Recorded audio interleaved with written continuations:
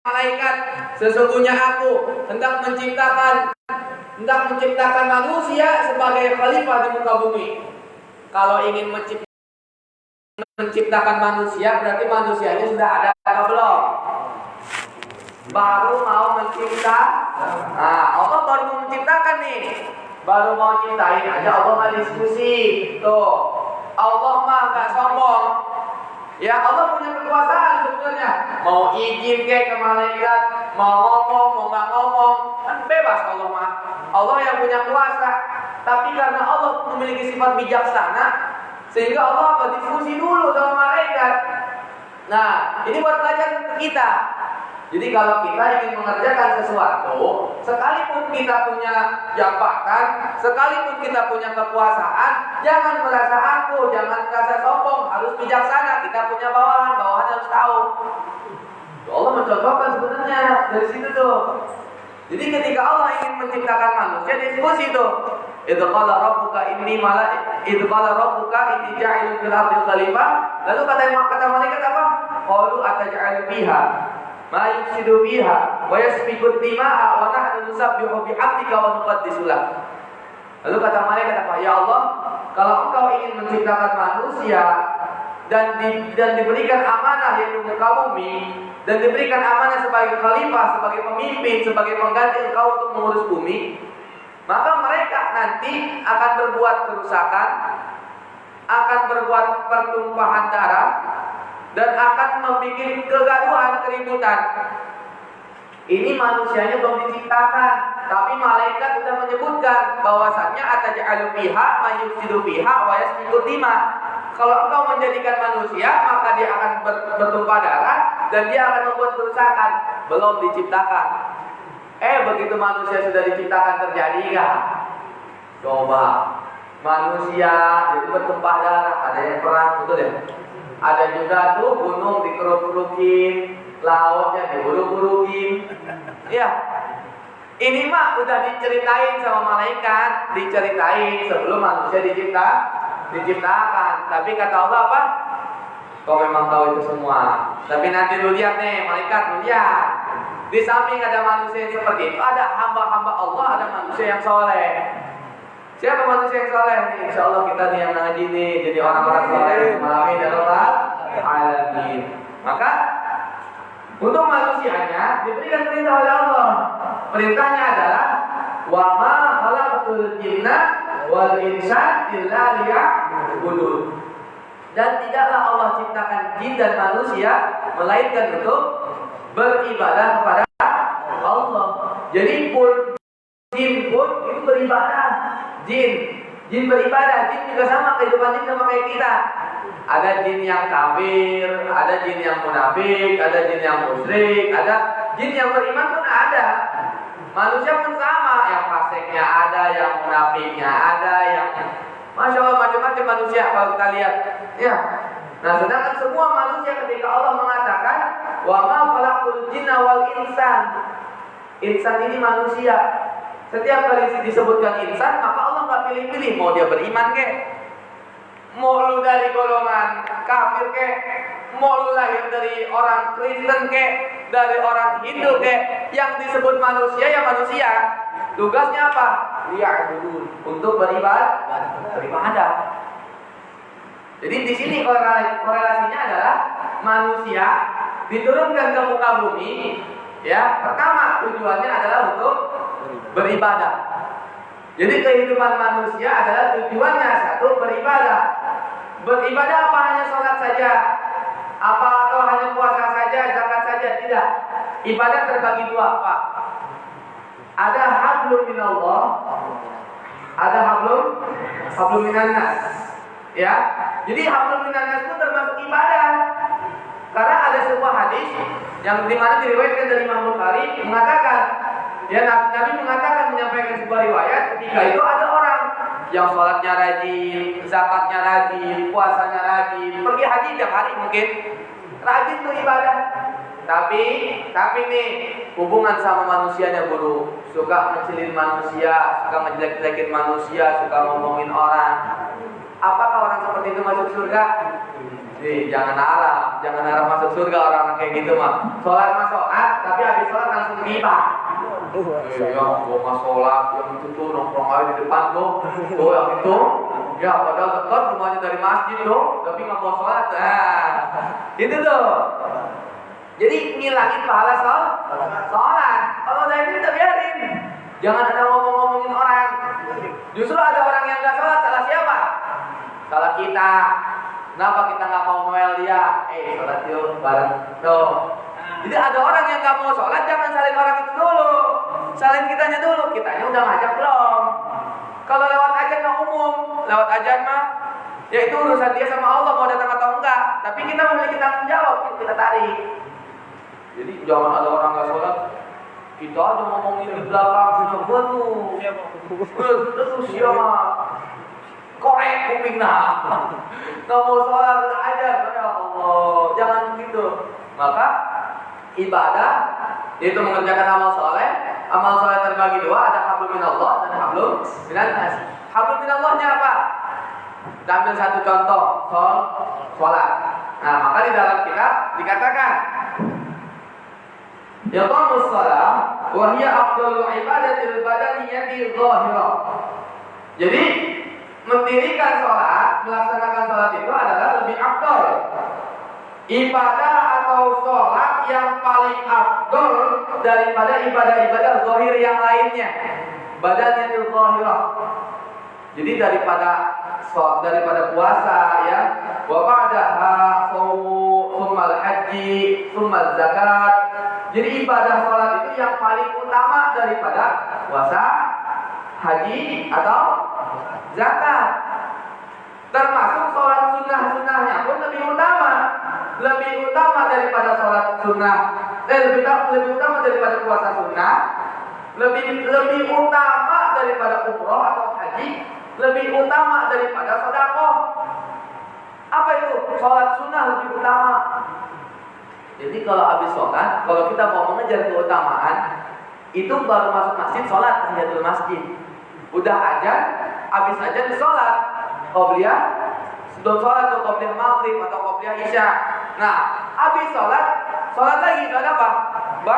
Ba'diyah. Ternyata bukan hanya yang wajibnya saja yang utama, yang sunnahnya pun sholat itu lebih utama dari hal-hal yang lainnya. Nah sekarang kita sedekah jarang, ya puasa pun males, kegoda mulu, ya haji oke mulu ke kantong. Sedekah nyari seribuan yang lecek baru masukin ke kotak amal. Nah, jadi ibadah yang paling gampang apa sebenarnya? Sholat. Jadi itu lebih utama daripada ibadah-ibadah wajib yang lainnya, maupun sholat sunnah itu lebih utama daripada ibadah-ibadah sunnah yang lainnya. Bukan berarti ibadah sunnah yang lainnya itu jelek, enggak. Jadi meskipun udah sholat sunnah, jangan meninggalkan ibadah-ibadah sunnah yang lain. Kalau memang mampu buat sedekah ya sedekah. Memang mampu buat zakat, buat haji apalagi kerjain. Gitu. Cuman kalau dibilang ulama lebih afdolnya sholat. Karena nanti yang undang fulus, yang undang rezeki itu awalnya dari sholat, Pak. Kalau kita benar sholatnya, ya kata Allah, wa may yattaqillaha yaj'al lahu makhraja wa yarzuqhu min haitsu la yahtasib. Barang siapa yang taat, takut, tunduk, patuh kepada Allah melalui ibadah-ibadah yang wajibnya termasuk sholat dia benar, ibadah sunnahnya dia benar, maka kata Allah apa? Allah akan berikan dia rezeki dari arah yang tidak disangka-sangka. Wa yarzuqhu min haitsu la yahtasib. Allah akan berikan rezeki dari arah yang tidak disangka-sangka, dan Allah akan mengeluarkan dia dari segala kesulitan yang dia rasakan. Jadi kunci awalnya kalau kita mau kaya bukan ke Gunung Kawi, ya, bukan ke Embah. Kita mah iya karena abudu wa iya karena stain, menyembahnya ke Allah, memintanya Allah. Bukan iya karena abudu wa dukun karena stain. Ibadahnya ke Allah, mintanya ke dukun. Embah, dukun. Itu mah nggak boleh, muslim itu. Sholat mah sholat, tapi mintanya ke Gunung Kawi itu. Masya Allah. Itu nggak boleh. Jadi makanya ulama bilang afdalu, paling afdalnya ibadah wajib maupun sunnah itu sholat. Kalau orang sholatnya benar, rezekinya lancar insya Allah. sholatnya benar, sekalipun rezekinya sedikit, Pak, dia akan diberikan ketenangan dalam hatinya. Sekalipun rezekinya sedikit, tapi nanti ada ibadah yang paling afdol lagi daripada sholat. Apa itu? Nah, maka kata ulama dijelaskan,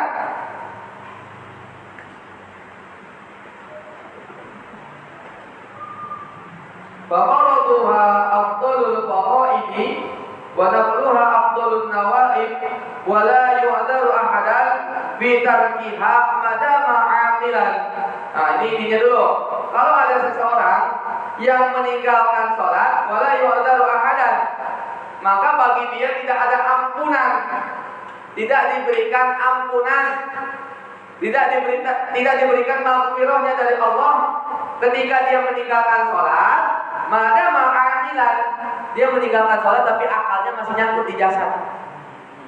Nih, jadi otak masih ada, akal masih berjalan, masih bisa berpikir, ya masih bisa berpikir nih. Tapi dia meninggalkan sholat, maka dosa meninggalkan sholat sengaja tersebut tidak akan Allah ampuni. Tuh parahnya. Bahkan menurut sebagian ulama, salah seorang muslim ketika dia meninggalkan satu aja sholat, satu waktu sholat, maka dia termasuk kafir. Itu menurut salah satu ulama, karena ketegasannya memang wajib sholat mah. Ya wajib sholat mah. Jadi kalau akal itu masih ada, nggak boleh tinggalin sholat. Ustaz, kakinya keseleo, nggak bisa berdiri, ya sholatnya duduk. Pantatnya bisulan, sholatnya tiduran. Ya apalagi tangannya nggak bisa ngangkat, pakai isyarat. Pakai isyarat nggak bisa, lu nggak mau sholat mati. Ya, mati. Orang mati nggak pernah sholat, jangan sholatin. Ke masjid aja nggak pernah, ya Allah. Ya, tapi nggak gitu. Ya, jadi kalau ada orang yang memang nggak bisa sholatnya berdiri, ya duduk. Duduk nggak bisa, tiduran. Tiduran nggak bisa, pakai isyarat, Pak. Isyarat itu pakai hati. Kalau pakai hati nggak bisa juga. Ya udah. Sholatin.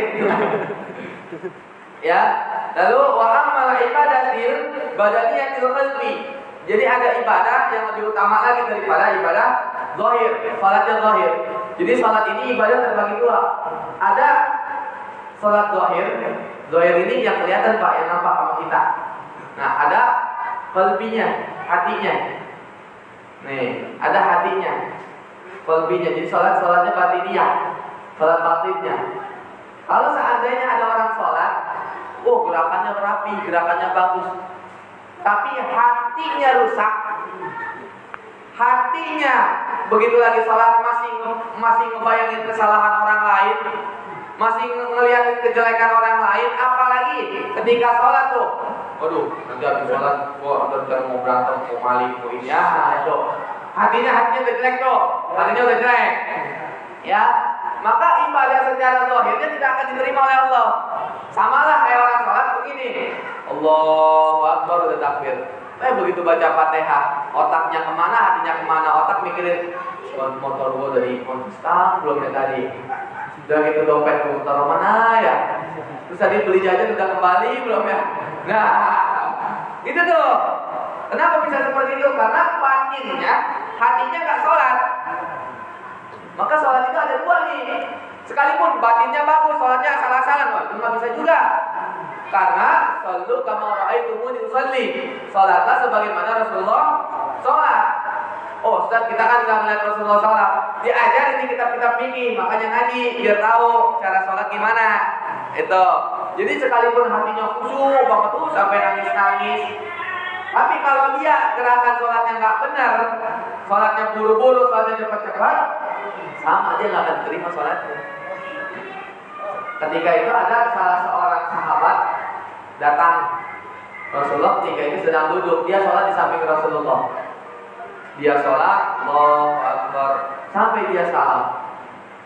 Lalu dia memang hampir Rasulullah dan mengucapkan salam, Assalamualaikum ya Rasulullah.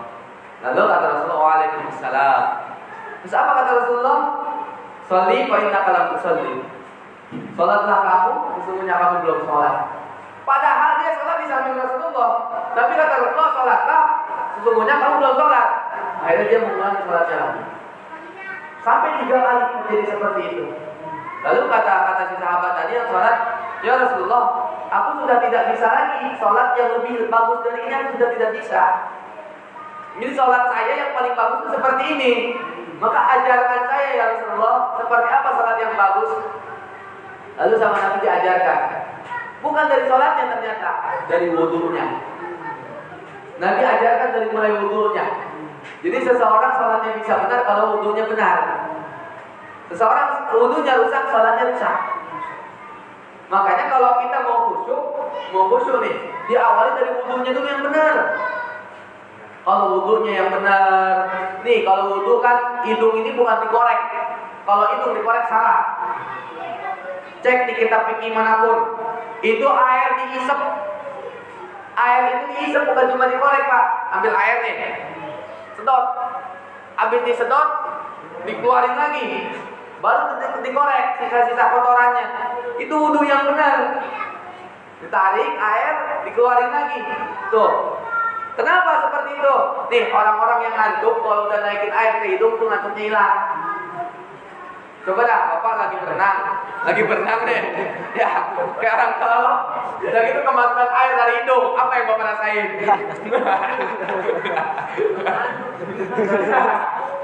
Tapi emang seperti itu. Cara wudhu yang benar seperti itu. Subuh kalau Bapak mau sholat, kalau wudhunya nggak benar, dikit-dikit sholat. Kenapa? Airnya aja nggak dinaikin ke hidung, nggak sempurna wudhunya. Maka kalau kita mau khusyuk, sempurnain wudhunya. Wajahnya itu yang benar, usapnya, tangannya yang benar, kakinya itu yang benar. Tuh.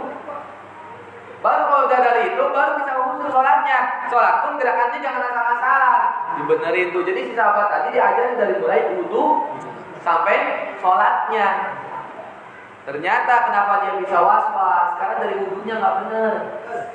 Tuh, jadi kalau mau benar, hatinya tenang, sholatnya nggak was-was, hatinya nggak gelisah, maka dari wudhunya tuh benerin.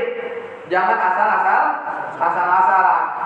Maka ibadah hati ini, kal iman itu seperti iman, wal ma'rifah kita ke Allah, wa tafakkur dan berpikir kita ke Allah, mendekatkan diri ke Allah, wa tawakkal. Jadi kalau sudah sholat, mah tawakal ke Allah. Hal apapun yang kita pikir itu hilangin dulu. Makanya ada gerakan Allahu Akbar, menghilangkan hal-hal yang ada di benak pikiran kita ke belakang, Pak.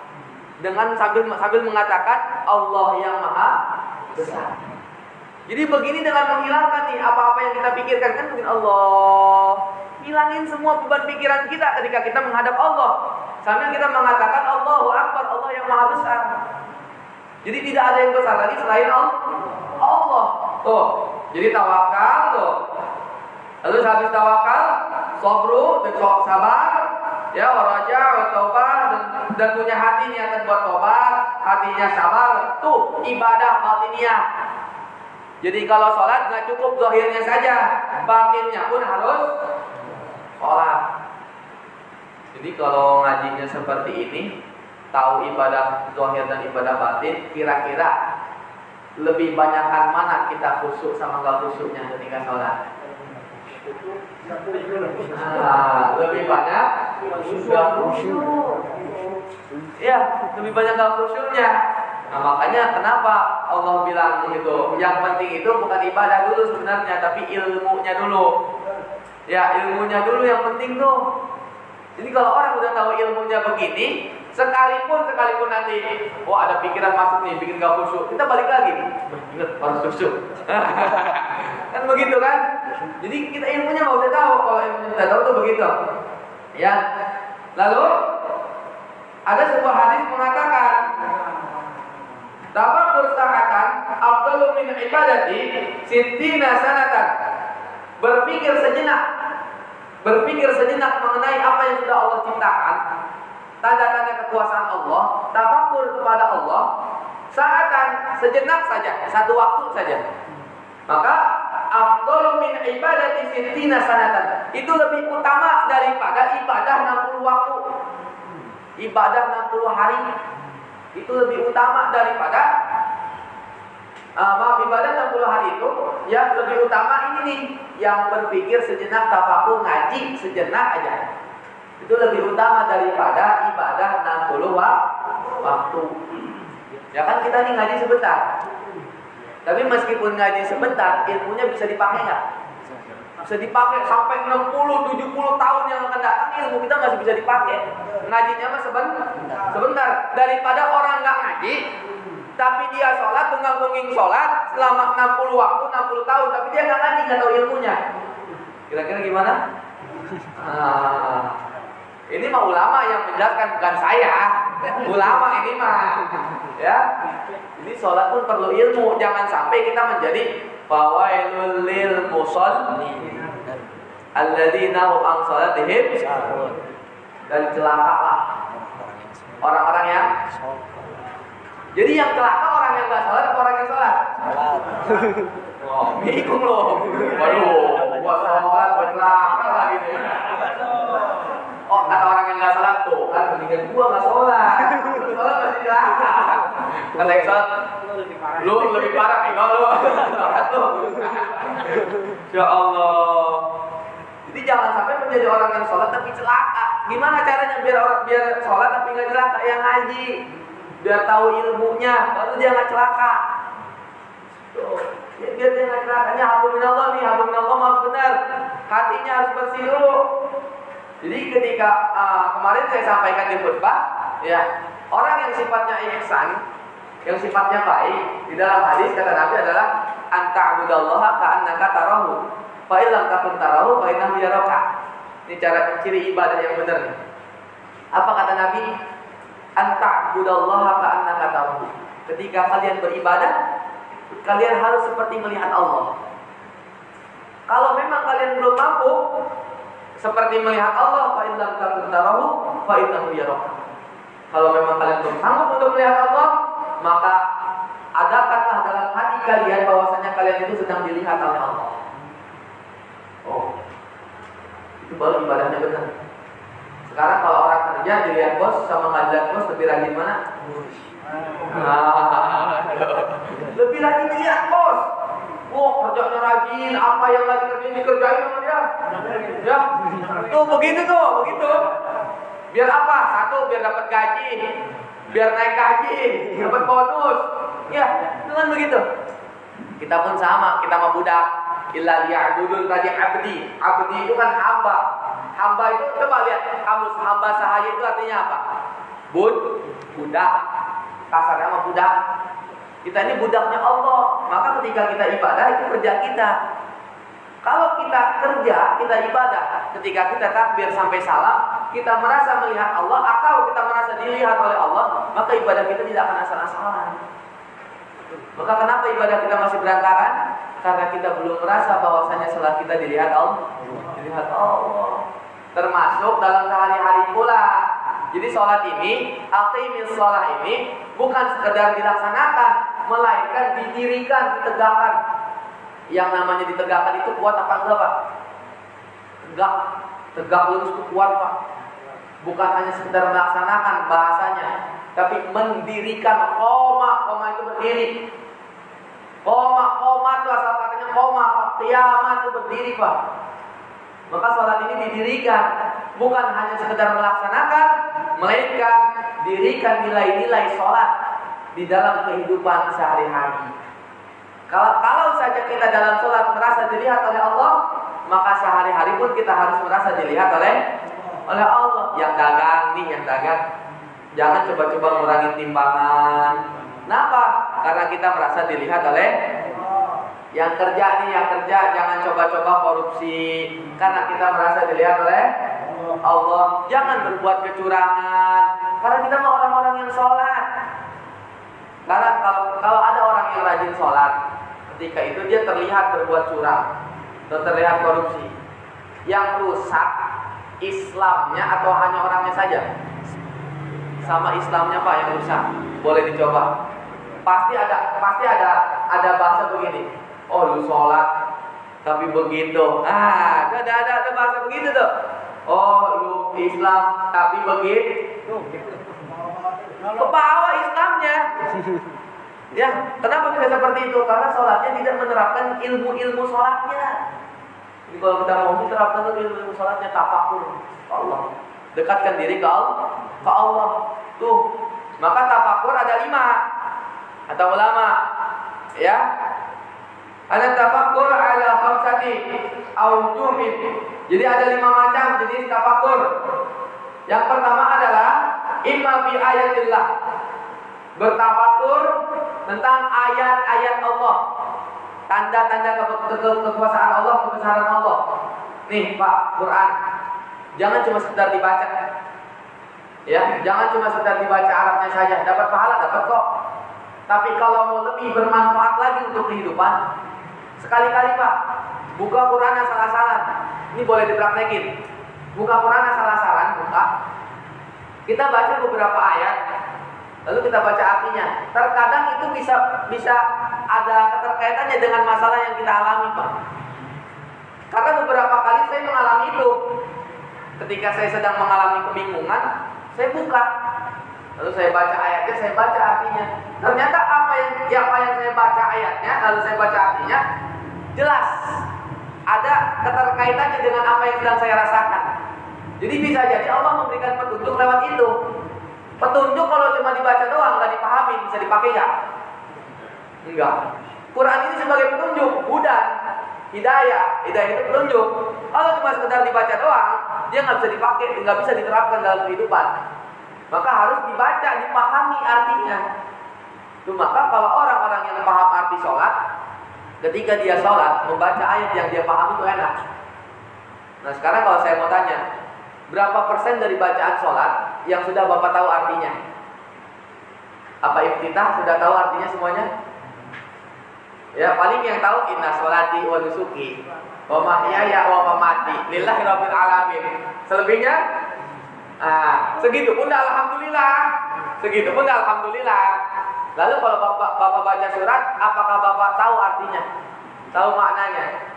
Nah, dosa enggak Pak? Enggak dosa. Dapat pahala, tetap dapat pahala. Tapi biar lebih nikmat dibacanya.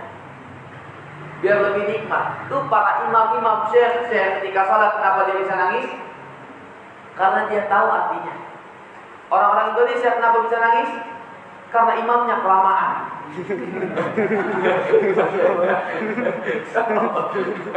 Ya, jadi yang pertama Pak, tafakur ayat. Sesekali Bapak baca Quran, baca artinya. Ya, kalau bisa ini terapkan setiap hari. Jadi apapun Bapak mengalami masalah, kebingungan, sekali baca, makanya baca Quran jangan banyak-banyak dah. Seayat 2 ayat baca artinya, seayat 2 ayat baca artinya, itu lebih berasa nanti ke kehidupan kita. Ya, itu yang pertama. Yang kedua ini au bi ni'matillah. Lalu tafakur atas nikmat yang telah Allah berikan. Jadi Allah udah kasih kita nikmat Pak. Allah kasih nikmat kita umur, sehat. Ya Allah ngasih nikmat kita bisa melek mata, bisa ngirup udara aja. Ngirup udara yang di Wisma Atlet tuh kalau mau pakai oksigen tuh bayarnya mahal banget Pak. Nah, kita mau masih gratis. Itu tafakurin Pak. Ini karena siapa kalau bukan karena Allah? Sudah Allah berikan nikmat kok kita nggak mau ibadah. Tuh, maka itu nanti tafakurin tuh. Biar kita tahu diri, Allah sudah kasih nikmat buat kita, maka kita pakai buat ibadah. Itu tafakur yang kedua. Lalu tafakur yang ketiga adalah au fi wa'dillah, yaitu berpikir tentang janji-janji Allah kepada kita, orang-orang yang beribadah. Jadi kalau tadi Allah bilang fawailul lil musallin, itu bentuknya ancaman. Lalu apa hanya ada ancaman doang, tidak ada janji? Ada apa janji Allah? Apa janji Allah? Innal ladzina qalu rabbuna Allah tsumma istaqamu tatanazzalu 'alaihimul malaika alla takhafu wa la tahzan wa abshiru bil jannati allati kuntum tu'adun. Apa kata Allah? Innal ladzina qalu, sesungguhnya orang-orang yang mengatakan Tuhan kami adalah Allah, lalu dia istiqomah dalam ibadah. Istiqomah dalam ibadah, dia berbuat baik istiqomah. Tatanazzalu 'alaihimul malaika. Janji Allah akan menurunkan kepada mereka malaikat-malaikat penjaga. Tatanazzalu 'alaihimul malaika, dengan mengatakan malaikat itu alla takhafu wa la tahzan. Hai orang yang beriman, Hei orang yang istiqomah dalam kebaikan, hei pula janganlah kalian takut dan jangan kalian bersedih hati atas masalah yang Allah berikan kepada kalian, atas ujian yang Allah berikan kepada kalian. Janganlah kalian takut dan janganlah kalian bersedih hati. Wa abshiru bil jannati allati kuntum tu'adun. Dan kalian nanti di akhirat akan mendapatkan surga yang telah Allah janjikan. Itu janji Allah. Kalau kita beribadah, kita istiqomah kepada Allah, pikirin itu janji Allah. Sehingga kalau kita berpikir tentang janji Allah, akan ada tumbuh tuh semangat kita untuk beribadah. Tuh, lalu janji yang berikutnya. Janji yang berikutnya adalah Aufi wa'idillah. Lalu berpikir atau tafakur tentang ancaman yang telah Allah berikan. Apa ancaman yang Allah berikan tadi? Fawailul lil musallin alladzina hum an salatihim sahun. Celaka bagi orang yang sholatnya nggak pakai ilmu, yang sholatnya asal-asalan, sholatnya lalai. Tuh. Kalau orang sudah diancam, lu awas lu lewat sini lagi lu. Ini mah kita nih orang sini, udah ancam orang, lu awas lu lewat sini lagi lu, udah lewat sini bercanda lagi lu. Ya, kira-kira orang itu masih berani nggak lewat? Jadi kita pun sama orang-orang yang beriman diancam oleh Allah. Jangan kalian sholat kalau kalian sholatnya main-main. Jangan kalian sholat kalau kalian sholatnya nggak punya ilmunya. Kenapa? Kalian bakal celaka. Kalau kita sudah diancam oleh Allah, jadilah manusia yang cerdas. Kalau sudah diancam, ya kita takut. Jadi kalau kita berpikir akan ancaman Allah, akan ada tumbuh rasa takut kita kepada Allah. Lalu yang terakhir, au fi tafsirin nafsi an ta'ah. Dan berpikir bertafakur, kenapa kok bisa lalai? Kenapa kita bisa lalai terus dalam kehidupan kita, lebih banyak lalainya daripada taatnya? Kita pikirin itu, Pak. Sekali-kali kita duduk merenung, kok kehidupan gua banyak lalainya daripada taatnya. Gimana? Apa kedepannya mau begini aja? Apa seterusnya mau begini aja? Mau tinggalin sholat terus, mau malas sholat terus? Itu berpikir, Pak. Dan dari berpikir itu nantinya sama akan tumbuh semangat kita buat berubah diri itu. Hasibu anfusakum qabla an tuhasabu. Bermuhasabahlah diri kalian sebelum kalian yang akan dihisab oleh Allah Subhanahu wa taala. Mungkin dari apa yang saya sampaikan, poinnya adalah memperbaiki salat itu lebih utama. Agar apa? Agar kehidupan kita semuanya bisa diubah. Agar kehidupan kita bisa berubah menjadi lebih baik. Ya, dan saya mohon maaf apabila ada kata-kata yang salah ataupun kata-kata yang tidak berkenan, ada kata-kata yang kurang sopan maupun ada kata-kata yang kurang enak didengar. Saya mohon maaf. Saya mohon maaf kepada jamaah sekalian dan saya mohon ampun kepada Allah. Semoga Allah mengampuni dosa-dosa kita semua. Agar ya Allah menjaga kita selalu mustaqim bila kami hidayah. Wassalamualaikum warahmatullahi wabarakatuh. Waalaikumsalam warahmatullahi wabarakatuh.